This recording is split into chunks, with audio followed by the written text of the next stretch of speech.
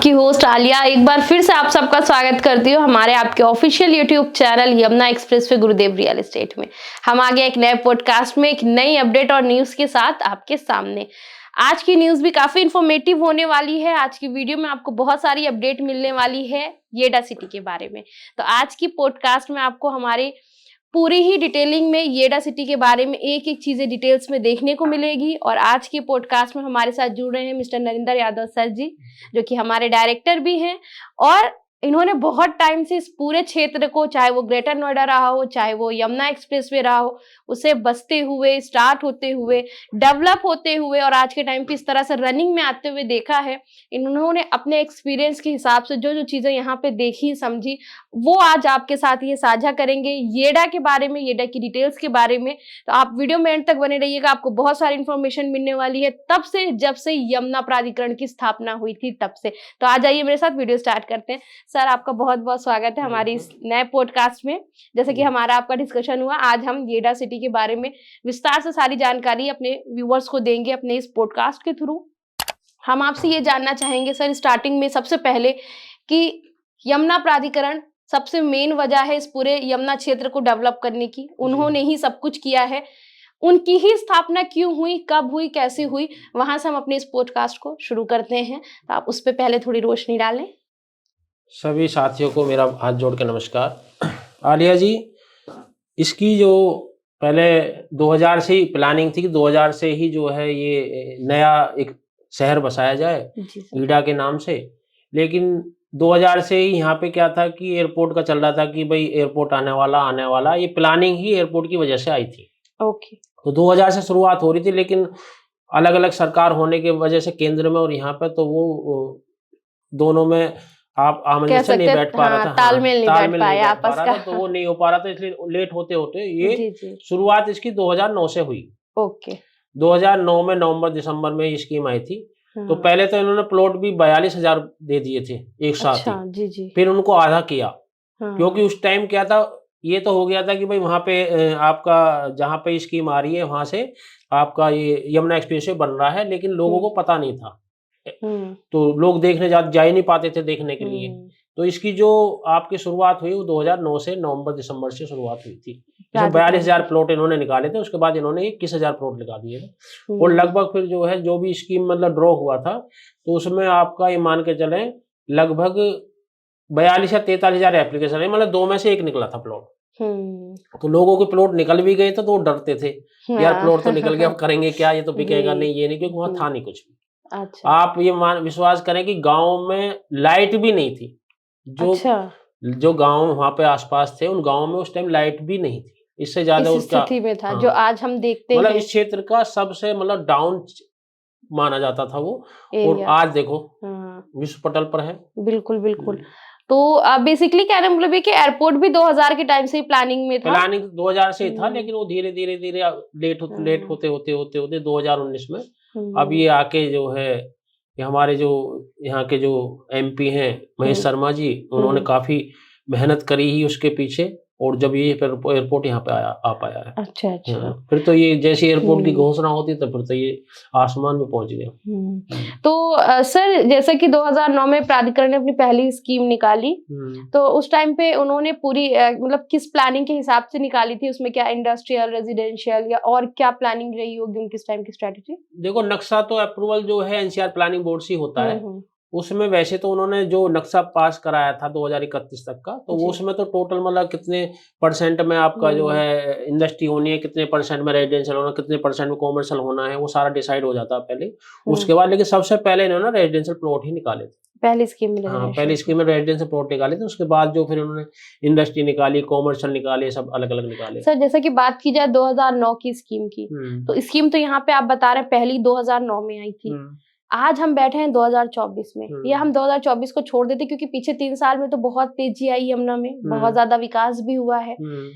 2009 से 2019 तक में ऐसा मतलब इतना डिले क्यों की गई चीजें, क्यों, कहाँ पे रुकावट आ रही थी जो आपने अभी तक रियलाइज किया हो आपके हिसाब से?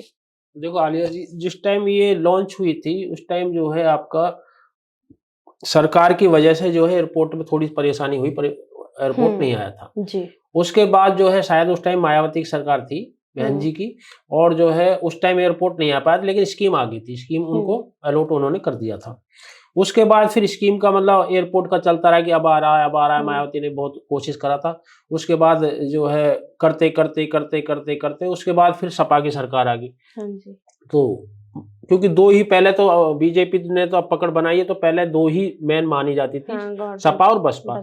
तो बसपा विपक्ष में थी, तो इसलिए लोगों ने सोचा कि भाई अब बसपा चली गई है, बसपा का ही क्षेत्र पड़ता है, क्योंकि होम ग्राउंड जो है बसपा का वो यही है, बादलपुर की रहने वाली मायावती जी। अच्छा। तो लोगों पे इसका इफेक्ट पड़ा, लोगों ने यहाँ से जो है फिर बैक हो गए। बैक होने के बाद क्या था कि 2011 में यहाँ पे जो रेट आए थे 10,000 रुपए पर स्क्वायर मीटर का प्रीमियम आ गया था, मतलब लगभग मान के 15,000 16,000 रुपए का पर स्क्वायर मीटर का रेट आ गया था। लेकिन 2011 के बाद जैसे ही सपा सरकार आई, तो वैसे लोगों का रुझान थोड़ा सा नेगेटिव हो गया, तो उन्होंने जो इस क्षेत्र को छोड़ना का फैसला ले लिया और धीरे धीरे रेट डाउन होते चले गए। 2017 तक यहाँ पे आप मान के चले कुल 7,000 8,000 का रेट था पर स्क्वायर मीटर का टोटल में, डिपॉजिट भी और प्रीमियम भी। अच्छा। हाँ, ये तो जैसे ही फिर 2017 में आपका फिर बीजेपी आ गई। फिर बीजेपी में जब उन्होंने घोषणा कर दी कि भाई एयरपोर्ट अब आ सकता है, तो लोगों का रुझान बढ़ा कि भाई अब सेंट्रल में भी आपका बीजेपी है और यूपी में भी बीजेपी है, तो अब उम्मीद जग सकती है। दोनों गवर्नमेंट सेम हो गई, सेंट्रल क्योंकि काफी कोशिश हुई, एक बार उधर जयपुर अजमेर जयपुर कहाँ उधर राजस्थान में भी जा रहा था एयरपोर्ट, लेकिन वो महेश शर्मा जी जो उन्होंने काफी मेहनत करी, सेंट्रल गवर्नमेंट का भी हमारे साथ रहा उनके, तो उनकी वजह से ये एयरपोर्ट यहाँ पे आ गया। तो इस वजह से जो है ये फिर धीरे धीरे मतलब इसने आप ये मान के चले कि जो आपका 2009 से 2019 तक 10 साल तो ऐसे इसके मतलब वो आप उनको तो काउंट ही मत करो, क्योंकि ये जो उस टाइम स्कीम आई थी 2009 की एयरपोर्ट की वजह से ही आई थी, लेकिन एयरपोर्ट उस टाइम नहीं आ पाया था। 10 साल तो बेकार ही गई। ये मेन तो इसकी शुरुआत 2019 से हुई है, जब एयरपोर्ट की घोषणा हुई। बेसिकली सर बहुत अच्छी इन्फॉर्मेशन दी आपने, ये बहुत जरूरी महत्वपूर्ण जानकारी थी, क्योंकि बीच में थोड़ा सा लोगों का एक तरह से ये आता है कि अरे पीछे कैसी मार्केट थी, वहां पे कोई जाता नहीं था, उसे कोई पूछता नहीं था। आज 3-4 साल में ये मार्केट बढ़ी है, ये बस बढ़ाई गई है ये डीलर्स के थ्रू, और आगे चल के फिर ये वही स्थिति पे चली जाएगी, ऐसा बहुत सारे लोगों का माइंड सेट है। तो आपकी ये जो इन्फॉर्मेशन आपने भी दी है, इससे वो चीजें क्लियर होंगी कि नहीं उस टाइम पे किस वजह से चीजें नहीं हुई थी और आज किस वजह से हो रही है, तो ये चीजें क्लियर करेंगे। जी आलिया जी, देखो ऐसा है, अभी तो मैंने एयरपोर्ट की ही बात करी आपसे। हाँ जी। ये तो जो रेट है ये तो एयरपोर्ट के रेट है। हाँ जी सर। और अभी इसमें से कम मैं ज्यादा बड़ी बात नहीं कहता हूँ, कम से कम जो है आपका 15,000 से 20,000 रुपए मीटर के रेट और बढ़ेंगे आपके दिसंबर तक 2024 से, कन्फर्म मानो आप। इसके बाद यहाँ इतनी बड़ी बड़ी प्लानिंग है, फिल्म सिटी का क्लियर हो गया है। हाँ जी, इस महीने शायद जो है क्या नाम है शुरुआत भी हो जाएगी 12 या 14 तारीख को। दूसरा यहाँ इंडस्ट्री बहुत बड़ी है, देखो सबसे बड़ी होता है इंडस्ट्री जी। जहाँ पे हम रहते हैं, जहाँ पे हम अपने पेट के लिए रोजी रोटी लेते हैं, वो जहाँ मिलती है आदमी वहां भगता है। वो कहीं भी हो, मान लो बाहर विदेश में हो या इंडिया में कहीं भी हो, रोजगार मेन है। बिल्कुल सर। और मैं आपको ये बता दूं कि इंडिया तो छोड़ो, वर्ल्ड में भी जो बड़ी बड़ी कंपनी है किसी भी मामले की, वो ऑटोमोबाइल्स कंपनी हो या कोई कुछ भी एयरपोर्ट के पार्ट बनाते हो या आप मतलब कुछ भी बनाते हो, वो हर कंपनी ने यहाँ जमीन ले चुके हैं। अभी तो लोगों को पता ही नहीं कौन कौन सी कंपनी आ रही है। यहाँ मैं कह रहा हूँ कोई कंपनी ऐसी नहीं इंडिया की या बाहर की जिसने यहाँ पे जमीन लेकर नहीं डाली बल्क में। 100 एकड़ 200 एकड़ 500 एकड़ 1000 एकड़ 50 एकड़ जमीन सबने लेकर डाल दी है। सभी कंपनी यहाँ पे आने वाली है, क्योंकि जब ये कंपनी पटल पे आ जाएंगी उस टाइम आप यहाँ देखना क्या होगा। अभी तो कुछ भी नहीं, यहाँ पर रेट वेट कुछ भी नहीं है। अभी लोगों को लग रहा है कि वहाँ जंगल है, यहाँ रेट जा, कुछ भी रेट नहीं है। यहाँ की प्लानिंग बहुत बड़ी है। यहाँ पे ग्रेटर नोएडा से बड़ी प्लानिंग है। ग्रेटर नोएडा में अपने आप में आज बहुत अच्छा शहर बन चुका है, लेकिन उससे भी बड़ी प्लानिंग यहाँ पर है। तो उससे जो है कभी भी ये तो आप मतलब हमारे अपने व्यूअर से ये बोलते हैं कि आप बिल्कुल फ्री माइंड यहाँ इन्वेस्ट कर सकते हैं। यहाँ पे आपको सोचने की जरूरत ही नहीं है, ना ग्रेटर नोएडा ना यमुना, बिल्कुल फ्री माइंड आप लेकर डाल सकते हैं। 1 साल के लिए, 2 साल के लिए, 3 साल के लिए, 4 साल के लिए।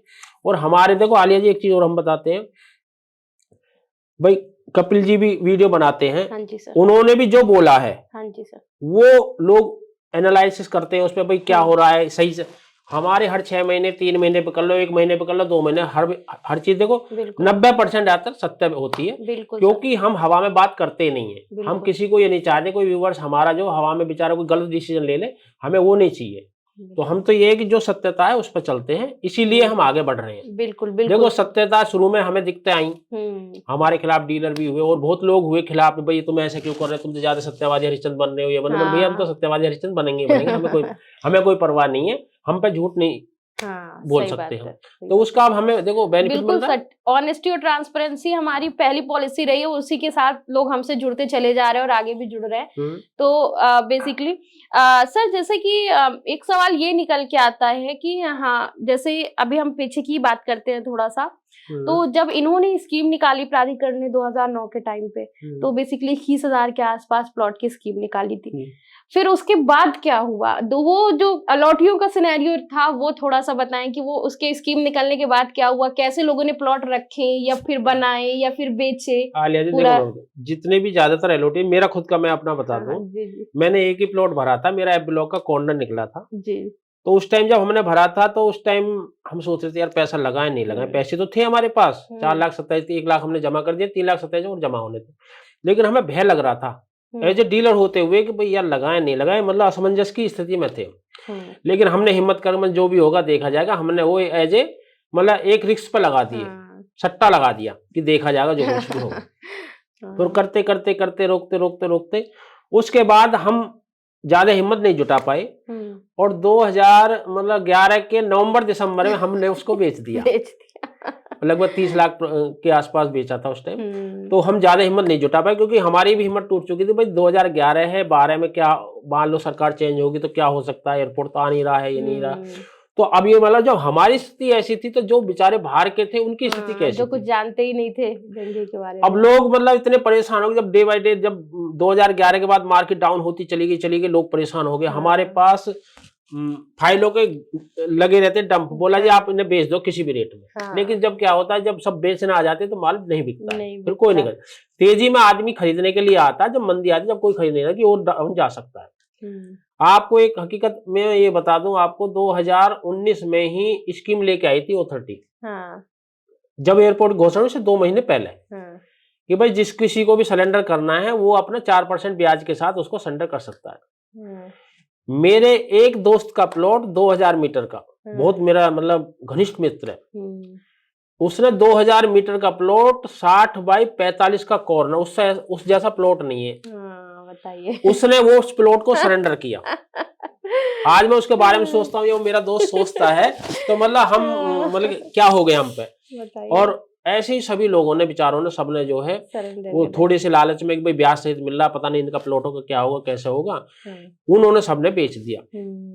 तो मैं आपको ये बता रहा हूँ लगभग 80% प्लॉट जो है जो पहले अलॉटी थे वो बेच चुके हैं। अब तो जो लोगों ने अब खरीदे हैं बाद में उनके प्लॉट हैं, बाकी ज्यादातर अलॉटी के सबके बिक चुके हैं। जो मतलब ये है कि भाई किसने अलॉटमेंट कराई, मुझे तो रहना है, उस आदमी का बचा है, बाकी तो जब हम जैसे बेच चुके और कौन छोड़ेगा। तो हमने बाद में रीसेल में दोबारा खरीद लिए, लेकिन उस टाइम हम बेच चुके थे। तो ये था कि इसका मतलब असमंजस की स्थिति इतनी रही, मतलब कभी ऐसे कभी ऊपर फिर नीचे, फिर और 5 साल तो बिल्कुल मतलब नीचे ही रहा, कोई पूछने वाला नहीं था। यमुना का नाम सुनते भी लोग ये कहते थे, बोला नहीं यमुना नहीं। और अब क्या होता है कि अब यमुना का नाम आती है आदमी एकदम चौड़ा हो जाता है, हाँ भाई यमुना बताओ क्या। अब हम कहीं भी जाते हैं, दिल्ली में मीटिंग करने जाते हैं, किसी भी उसमें जाते हैं, यदि हम फोन पे बात करें, हम गए तो किसी दूसरे काम के लिए, कहीं भी किसी भी, मैं बता रहा हूँ, आप किसी सुनार की दुकान पे चले जाओ, आप किसी भी जो है परचूने की दुकान पे चले, मिठाई की दुकान पे चले जाओ, कहीं भी चले जाओ, कहीं भी किसी भी, आप कस्बे में चले जाओ या आप किसी भी शहर में चले जाओ, बड़े से बड़े उसमें चले जाओ मॉल में, आप यदि उस किसी से बात नहीं करें, आप फोन पे कर रहे हैं और आपको यमुना की बात चले तो आदमी कान खड़े हो जाते हैं, यमुना की बात करा इसे, फिर वो बात करते हैं, पूछते हैं। तो इतना मतलब पब्लिश हो गया, अब तो मतलब बहुत बड़ा आइकॉन बन गया ये यमुना बहुत बड़ा आइकॉन बन गया, ब्रांड हो गया, बहुत वर्ल्ड, मतलब आप वर्ल्ड का आइकॉन बन गया ये तो। जेवर एयरपोर्ट सबसे मतलब आप, मैं बताऊं, उस क्षेत्र के लोग हैं, मेरी बात सुनकर बुरा ना माने, लेकिन सबसे डाउन क्षेत्र था वास्तव में। अभी भी मतलब जब ये अलॉटमेंट हुई थी उसके बाद भी लाइट भी अभी आई है, मतलब 10 साल पहले ही गांव में लाइट भी नहीं थी, लेकिन अब देखो वो कैसे कहते हैं, बड़े बुढ़े ने कहावत है कि 12 साल में कुड़ी की बाहर आती है, तो वो हुआ इसके साथ। तो हकीकत में कि आप तो आज दिन लौट गए, दिन लौट गए, सबसे ऊपर हो गए। बिल्कुल। तो अच्छा सर, जैसे लोग बेच रहे थे तो क्या उस टाइम पे रजिस्ट्रियां करना प्राधिकरण ने शुरू कर दिया था, या क्या किस प्रोसेस से लोग बेच रहे थे उस टाइम पे चीजें? आलिया जी, इसका क्या रहा है कि जैसे पहले मतलब अलॉटमेंट हो गई थी, अलॉटमेंट होने के बाद फिर जो है माल बाद में लोगों के क्या था, ट्रांसफर पहले खुल गए थे, हाँ फिर जी। ट्रांसफर बंद हो गए थे। जी। फिर क्या था, लोगों ने कंप्लेंट करी कोर्ट में, हाई कोर्ट हम्म। में, बोला कि जो जी हमें लड़की की शादी करनी है या इसे बेच के कहीं जाए, क्योंकि लोगों ने लोन भी कराया था, उधर किस्त भी दे रहे थे, उधर ये बना नहीं पा रहे थे कि ऑथोरिटी की कंडीशन उस टाइम अच्छी नहीं थी। तो जो भी पैसा आता था उससे स्टाफ की सैलरी जाती थी, इधर उधर जाती, उतना मतलब अच्छा नहीं था। तो फिर लोग जब देखा, उन्होंने 2011 के बाद स्थिति घनी खराब होगी, तो उन्होंने देखा कि भाई 2013 तक का इन्होंने समय दिया था बनाने के लिए, कि 2013 में हम कंप्लीट करके प्लॉट आपको दे देंगे। 4 साल का इन्होंने समय लिया था। उसके बाद 2013 से 14, 15, 16 लोग देखते रहे, फिर लोग कोर्ट चले गए। कोर्ट जाने के बाद क्या हुआ, फिर कोर्ट ने बोला जी हमें हमें लड़की की शादी करनी है, पैसे की जरूरत है, ना तो हम मकान उसको प्लॉट को बेच पा रहे हैं, ना उसमें रह पा रहे, हमारी किस्त भी जा रही।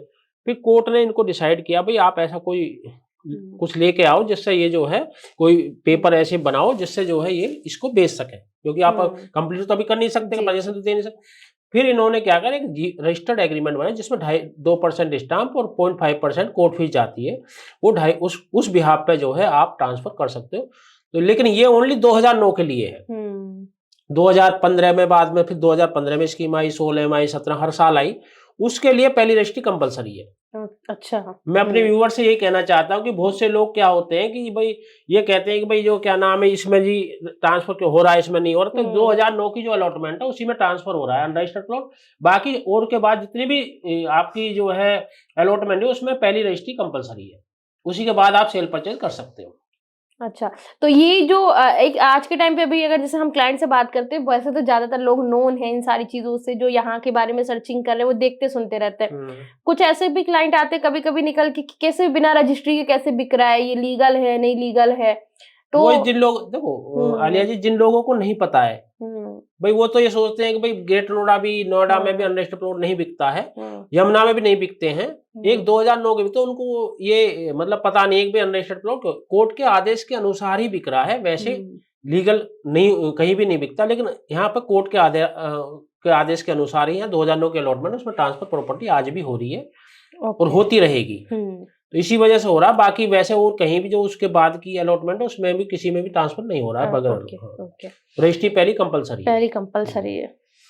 जो 2009 की स्कीम आप 6% में भी आप इंडस्ट्री में यहाँ फंक्शनल होने के बाद ही आप सेल परचेज कर सकते हैं। पहले कंपनी जिसके नाम अलॉटमेंट हुई है उसे चलाओगे, आप चलाने के बाद ही उसको आप सेल कर सकते हो। अच्छा। और जो आपका जो 6% के प्लॉट है उनको भी आप पहले किसान के नाम रजिस्ट्री होगी जब उसको सेल कर सकते हैं। 7%। हाँ, 7% जो है वो भी जो है आप रजिस्ट्री के बाद ही सेल कर सकते हैं।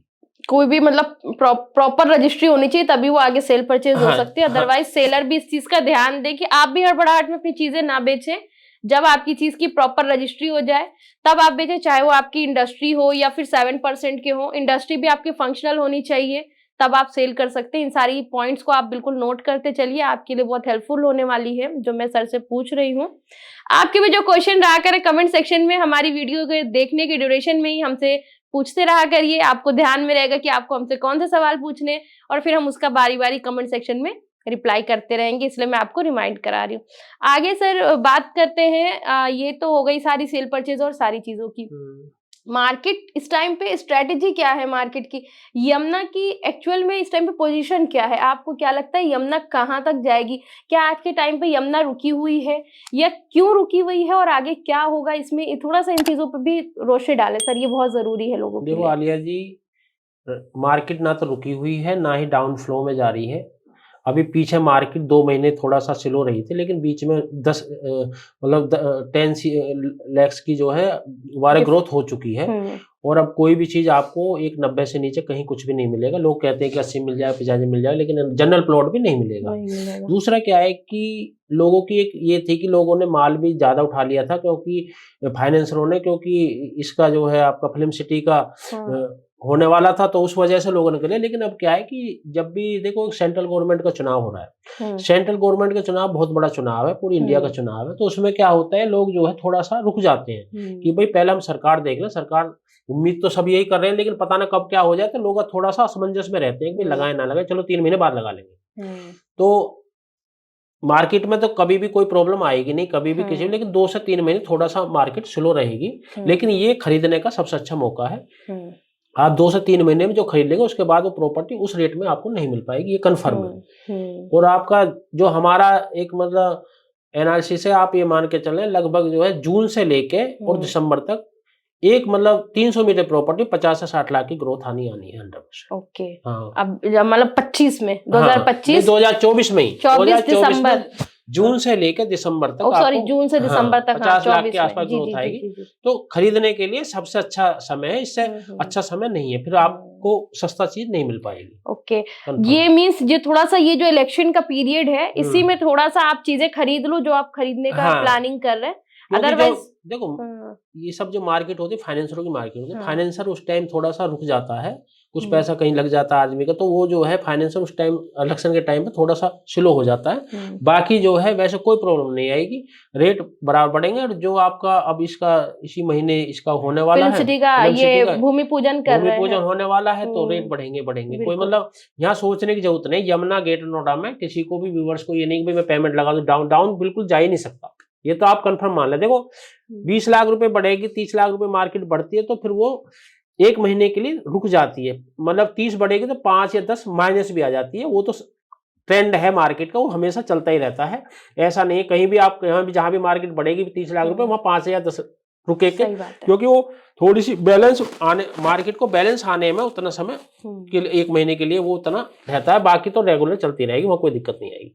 क्योंकि जितनी बड़ी बड़ी प्लानिंग है ना, कुछ भी रेट नहीं है अभी, आने वाले टाइम में बहुत हाई रेट होने वाले हैं। तो आज के टाइम पे अगर आपके अकॉर्डिंग देखा जाए जनरल से जनरल प्लॉट किसी भी ऐसी लोकेशन में जिसे हम बहुत अच्छी नहीं मानते हैं, एक एवरेज आप जनरल प्लॉट मतलब ये बताएं कि कहां तक सर रेट में मिल सकता है, मिनिमम टू मिनिमम क्या रेट हो? देखो आलिया जी, अब तो यदि 60 मीटर प्लॉट आपका 70 लाख से नीचे नहीं है, ठीक, 90 मीटर का जो प्लॉट है 1 करोड़ से नीचे नहीं है, आपका जो है 120 मीटर 1 करोड़ 15 से नीचे नहीं है, 162 मीटर 145 से 155 के बीच का रेट है अकॉर्डिंग टू लोकेशन। 22 और 18 में आपको कॉर्नर 155 के आसपास मिल जाएगी, यदि आप जनरल प्लॉट 1.5 के आसपास मिल जाएगा, और यदि आप इसमें 145 कॉर्नर 150 मिलेगा 22D में, और वो जनरल मिल जाएगा 45 के आसपास। 300 मीटर आपका लगभग जो है 185 के आसपास आपको एन और पी पॉकेट मिलेगा, बाकी और सेक्टरों में सब में 190 से शुरू होकर 260 तक का रेट है अकॉर्डिंग टू लोकेशन। कोई भी प्लॉट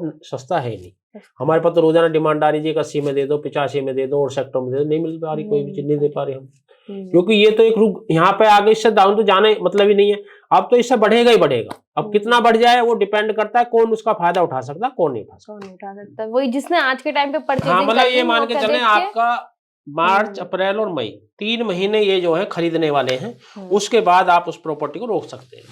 फिर वो अब शॉर्ट टाइम है कि भाई कोई दिसंबर तक रोक ले, कोई 2 साल के लिए, लेकिन वो प्रॉपर्टी, मैं तो हकीकत आपको ये बताऊं, जो मेरा मतलब हमारा जो एक्सपीरियंस मान लो या कुछ भी मान लो, कि यहाँ पे प्रॉपर्टी खरीदने के बाद बेचने वाली है ही नहीं।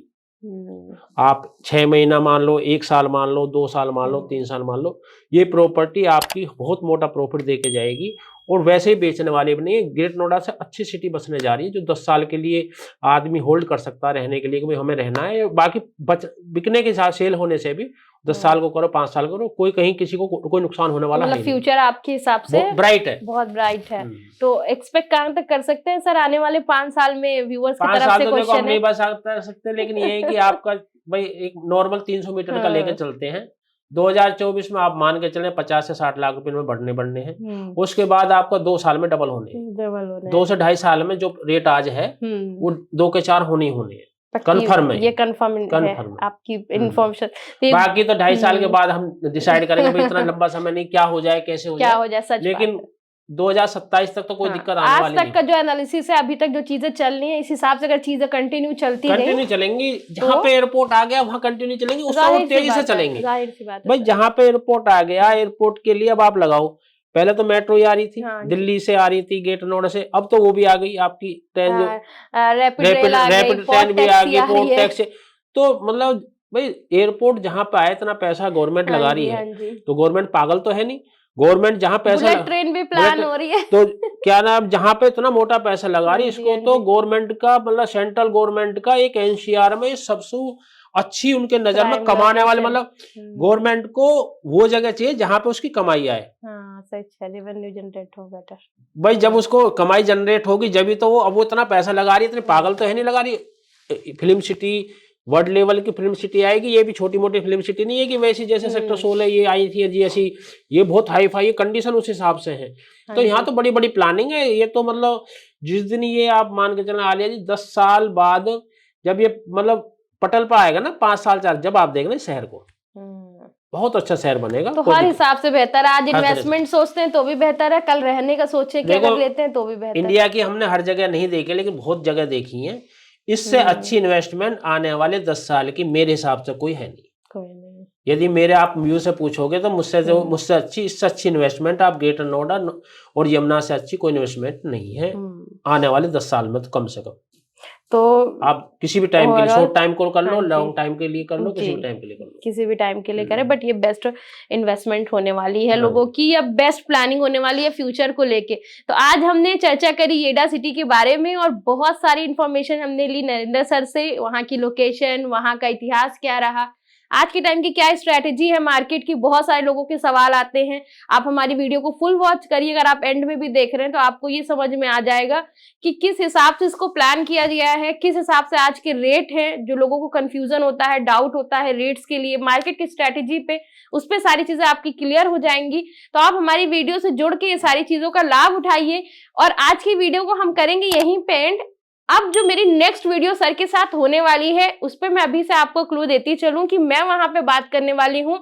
बहुत ही ज्यादा एक तरह से कह सकते हैं आपके क्वेश्चंस आते हैं जो लोकेशन से रिलेटेड या चीजों से रिलेटेड। सबसे पहले बात आती है इंडस्ट्री, क्योंकि रेजिडेंशियल तो हम बहुत सुनते रहते हैं यमुना का। बात करेंगे उस वीडियो में हम सर के साथ वहां के इंडस्ट्रियल के बारे में, यमुना प्राधिकरण क्षेत्र में, कि किस हिसाब से उसे खरीद सकते हैं, किस हिसाब से बेच सकते हैं, आज के टाइम पे उसमें क्या सेल परचेज है। और सबसे ज्यादा क्वेश्चन आता है 7% के किसान कोटा आबादी प्लॉट से रिलेटेड, उस पर भी बात करेंगे, उसके बारे में भी सर की राय लेंगे, उसमें किस हिसाब से सेल परचेज होती है, ये सारी चीजें देखेंगे। तो मेरी नेक्स्ट वीडियो का आप बिल्कुल बेसब्री से इंतजार करिए, जहां पे हम इंडस्ट्रियल के यमुना प्राधिकरण के प्लॉट्स और साथ ही साथ 7% के प्लॉट पे चर्चा करने वाले हैं, जो कि हमारी नेक्स्ट वीडियो का टॉपिक होने वाला है। तो फिलहाल के लिए इस वीडियो को यहीं पे करते हैं एंड आशा करते हैं वीडियो आपको बहुत अच्छी लगी होगी, इन्फॉर्मेटिव रही होगी। वीडियो अच्छी लगी है तो वीडियो को like, share and comment section में अपने क्वेश्चन पूछना ना भूलें। बाकी सर आप कुछ कहना चाहेंगे अपने व्यूअर्स मैं से? तो अपने व्यूअर्स से ये कहना चाहता हूँ, आप हमें प्यार देते रहिए, प्यार से देखते रहिए, और हम आपको अपना पूरा एक्सपीरियंस, पूरे जीवन का एक्सपीरियंस और समय समय पर आपको नई नई चीजें दिखाते रहेंगे, अपडेट करते रहेंगे अपने चैनल के माध्यम से। Thank you so much.